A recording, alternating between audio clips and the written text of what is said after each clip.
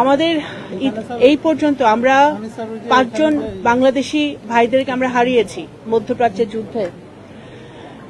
সকলের পাশে আমরা আছি। এখন বর্তমানে যুদ্ধাবস্থায় যে দেশগুলোতে আমাদের বাংলাদেশি ভাইরা বোনরা আছে তাদের নিরাপত্তার জন্য বাংলাদেশ সরকার নিরলসভাবে কাজ করে যাচ্ছে। পররাষ্ট্র মন্ত্রণালয় সচেষ্ট আছে, প্রবাসী কল্যাণ মন্ত্রণালয় থেকে শুরু করে সকল সরকারের প্রত্যেকেই কিন্তু, সিভিল এভিয়েশন সকলেই কিন্তু আমরা সচেষ্ট আছি।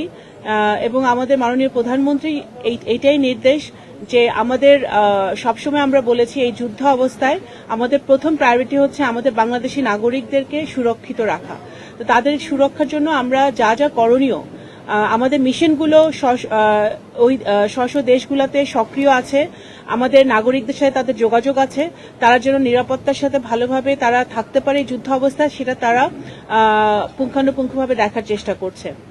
তো আমরা আশা করব যে এই যুদ্ধ অবস্থার অবসান ঘটবে এবং বাংলাদেশ চায় যে যত শীঘ্রই সম্ভব এই যুদ্ধ অবস্থার অবসান ঘটুক এবং ডিপ্লোমেসি এবং ডায়ালগের মধ্য দিয়ে এই যে সমস্যা এখন সৃষ্টি হয়েছে বিশ্বে, এই সমস্যার সমাধান হোক।